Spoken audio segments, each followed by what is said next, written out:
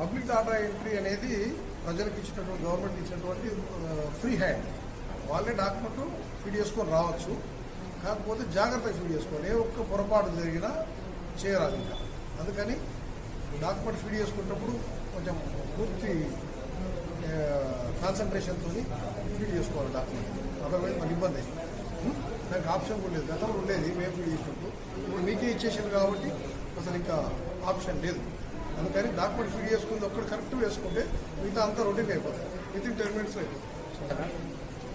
ఈరోజు ఏంటి ప్రోగ్రామ్ చెప్పండి. అదే పబ్లిక్ డాటా ఎంట్రీ ప్రభుత్వం మొత్తం ఫ్లెక్సిబుల్ అయితే ప్రభుత్వము ఈ రోజు నుంచి సెలెక్టెడ్గా ఒక 22 ఆఫీసుల్ని సెలెక్ట్ చేసి పబ్లిక్ డాటా ఎంట్రీలో పైలట్ ప్రాజెక్ట్ కింద చేసింది. Armoor one of the office మన జిల్లాలో నిజామాబాద్ ఏది యునైటెడ్ నిజామాబాద్ జిల్లాలో ఆర్మూర్ సెలెక్ట్ చేసిండు. అట్లా మొత్తం 23 ఆఫీసులు స్టేట్ వైడ్ చేసిండు.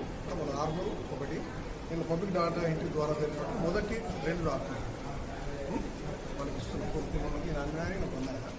ఇంకా వాళ్ళే ఫీల్ చేసుకొని వచ్చి ఫటాఫట్ 2 నిమిషాలు అయిపోయింది డాక్యుమెంట్ తీసుకొని. ఎట్లా అనిపించింది నీకు?